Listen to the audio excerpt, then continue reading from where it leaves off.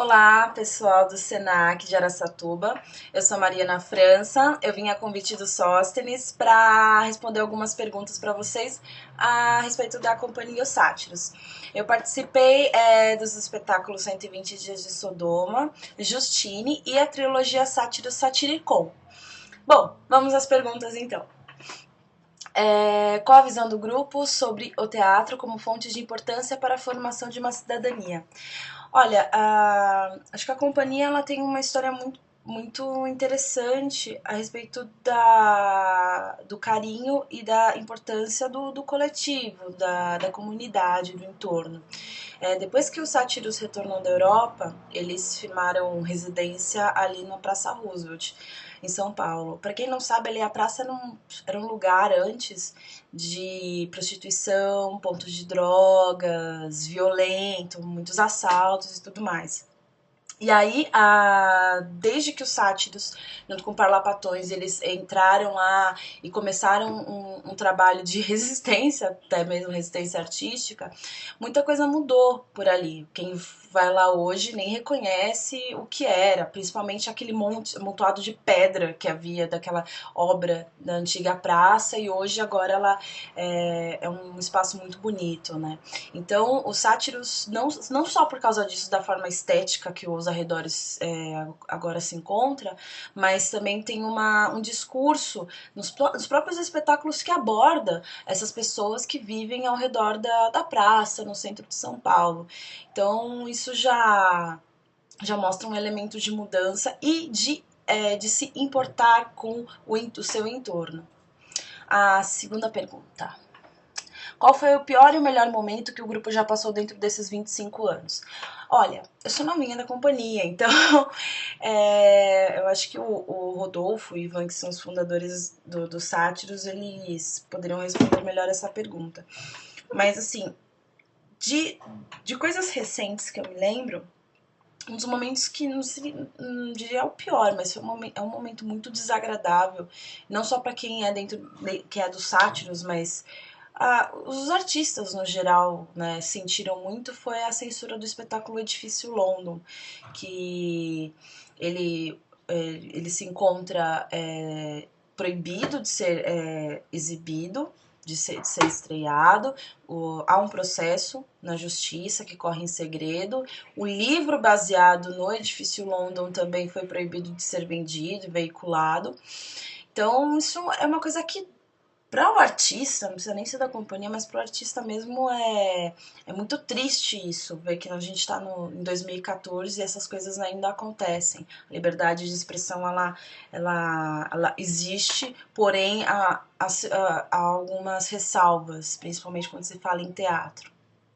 E o melhor momento, eu acredito que é o presente mesmo. Acho que para quem participa de um grupo, de um coletivo, sabe o quanto é difícil você manter uma companhia, aí a cada ano realmente é uma vitória. Esse ano o Sátiros completa 25 anos e celebra com muitas conquistas. Uma delas é o longa-metragem Hipóteses para o Amor e a Verdade, que é baseado no espetáculo de mesmo nome, e que foi para Mostra de Cinema Internacional de São Paulo. Tiveram boas críticas e agora o Sátiro Cinema planeja outros 2 longas. Vamos ver o que vem por aí. E sem contar os espetáculos, essa resistência, né, que a companhia tem. Então, o presente é sempre uma grande vitória. Terceira pergunta. Como são contornados os conflitos dentro do grupo? Algum caso que marcou a história do grupo? Acho que os conflitos internos, se eu entendi bem, são os conflitos de processo. Bom, se for isso, eles acontecem, é fato. Não dá para você passar por um processo que muitas vezes é de 9 meses. Não importa, a gente sempre tem uma briga, mas com o profissionalismo que todos têm, essas coisas são resolvidas dentro do grupo. A gente não precisa externalizar para fora e a gente sempre briga, na verdade. Não é para causar um conflito, é porque a gente está defendendo algo que a gente acredita, que a gente gosta e que é pro bem de um espetáculo. Mas as coisas são sempre resolvidas tranquilamente, muito bem. Próxima pergunta. Durante toda a trajetória dos sátiros, qual montagem ou projeto que foi o mais trabalhoso de se realizar?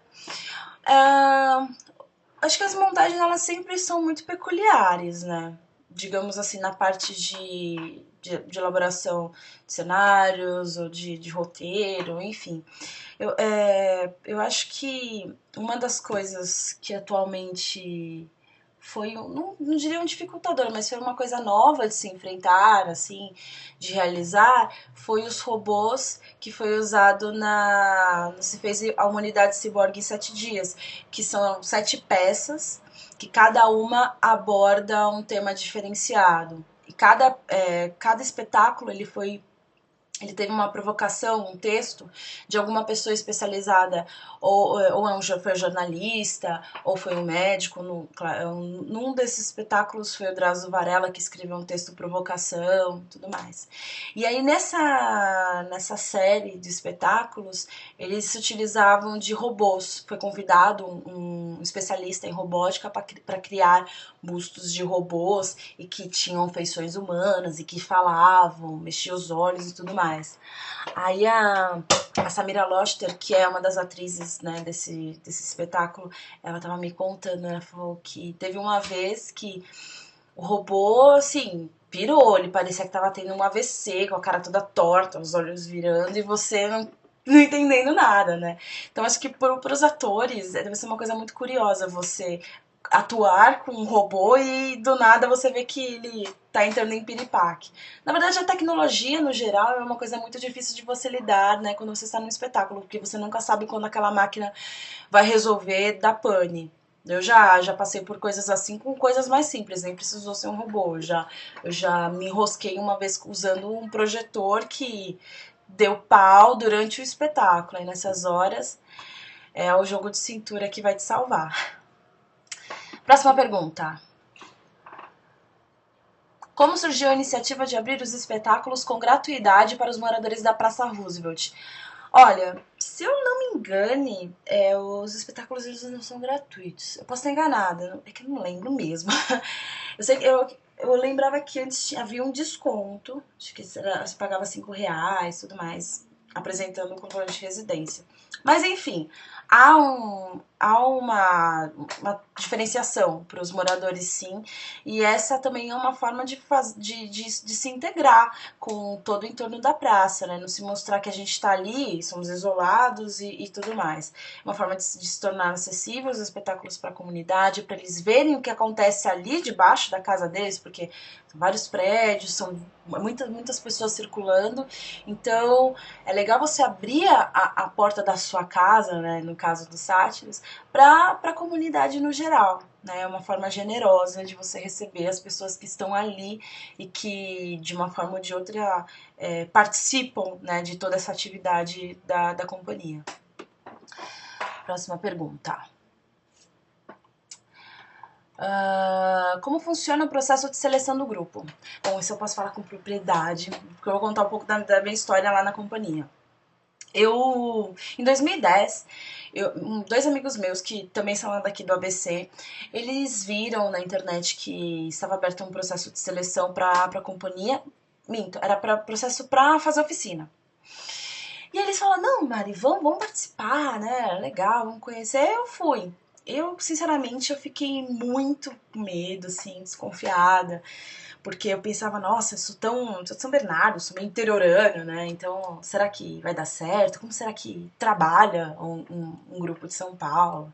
A gente fica, né, com esses receios achando que é uma coisa superior, intocável. Aí eu participei da oficina. Quem dirigia a oficina era a Andressa Cabral, uma ótima atriz.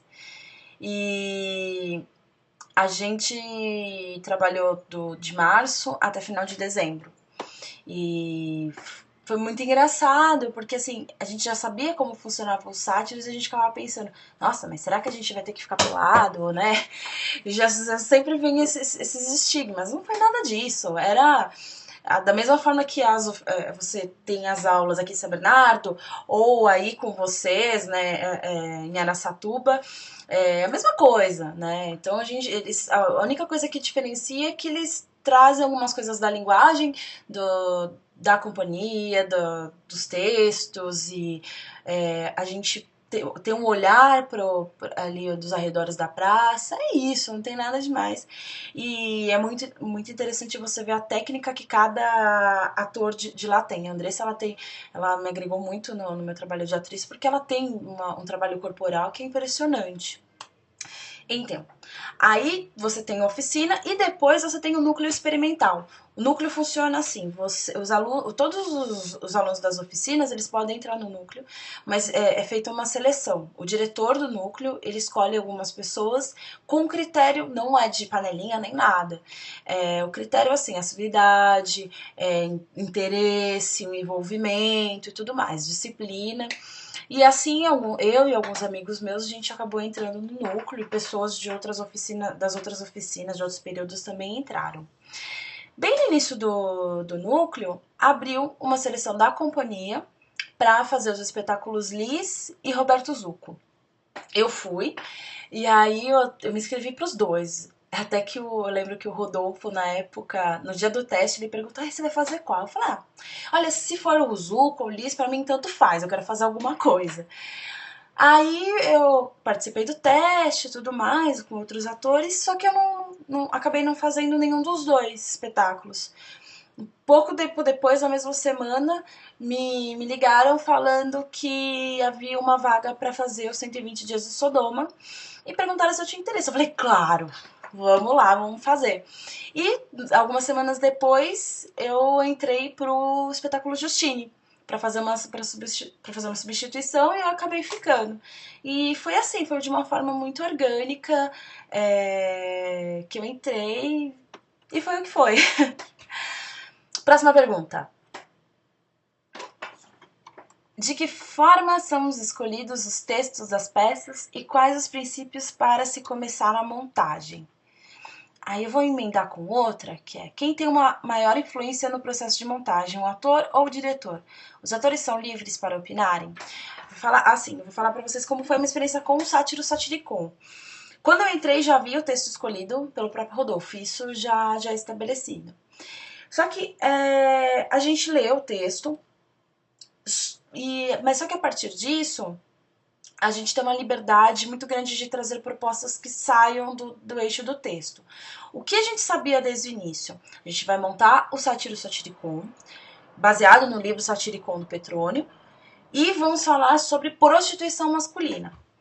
Só que assim, fora isso, a gente podia trazer qualquer outro elemento. Influência de filme, influência de música, de fotografia, de performance, tudo. Então é essa liberdade que a gente tem e fica muito forte na montagem, porque o Rodolfo, ele pega muito do que os atores trazem, muito das ideias, das cenas, das performances e leva para o espetáculo. Então a gente, vendo o produto final, a gente percebe que tem sempre um elemento que você contribuiu ali. Então não tem uma ditadura, uma hierarquia que a gente só ouve, não. A gente é a gente é ator, criativo e atuante no processo de montagem. Próxima pergunta. Existe algum tipo de formação que o grupo oferece para instituições ou comunidades carentes? Olha, eu vou falar da época que eu estava em cartaz e que eu ouvia muito as coisas acontecerem. No período de 2010 a 2013, eles estavam com oficinas na comunidade do Jardim Pantanal. E isso começou, se eu não me engano, foi quando muitos adolescentes dessa comunidade iam para a Praça Roosevelt para ver os espetáculos. E aí foi quando o Rodolfo, o pessoal começou a perceber que fora dali do centro tinham pessoas muito interessadas na linguagem da companhia e que queriam fazer teatro. Foi então que um dos atores, se não me engano, foi até o Fábio Pena, ele começou a dar oficinas lá para esses adolescentes. Também houve, nessa época em 2011, 2012, o projeto Sátiros Teens, onde foi uma parceria com a Secretaria de Educação do Estado de São Paulo, que os adolescentes da rede estadual faziam oficinas de teatro e, no final, havia uma montagem de um espetáculo. Pois bem, a última montagem foi o espetáculo Na Real, e que acabou tendo temporada lá na praça, tudo mais, e eles foram pra fora, foram pra França apresentar esse espetáculo. Então deve ter sido uma experiência fascinante para aqueles adolescentes que nem imaginavam subir no palco. Imagina você ir para outro país. Próxima pergunta. Eu acho que é só. Acho que é só isso, gente. Bom, para finalizar, eu gostaria de agradecer muito ao convite do Sóstenes e gostaria também de convidar vocês, primeiramente, para vir para assistir um espetáculo Pessoas Perfeitas, que é o espetáculo dos sátiros que está atualmente em cartaz. Ele fica de quinta a domingo, de quinta, sexta e sábado às 9 da noite e domingo às 7, se eu não me engano. Entrem no site do Sátiros e vocês têm os horários certinhos. E também convidá-los a participar e assistir ao Festival Satirianas, que acontece no dia 21, 22 e 23 de novembro. São 72 horas de atividades de dança, teatro, música, performances, tudo acontecendo ali na Praça Roosevelt, nos teatros, em todos os teatros que tem ali na praça, com preços desde gratuitos até paga quanto puder. Então é uma forma de vocês terem contato com várias linguagens, com várias pessoas, conhecer fisicamente aquele espaço, trocar ideia com os artistas de lá, o pessoal é sempre muito aberto para isso. Então, pelo momento é só. Espero ter contribuído para o trabalho de vocês. Fiquem à vontade para tirar dúvidas, o Sóstenes tem meu contato. Então é isso. Beijo e até mais.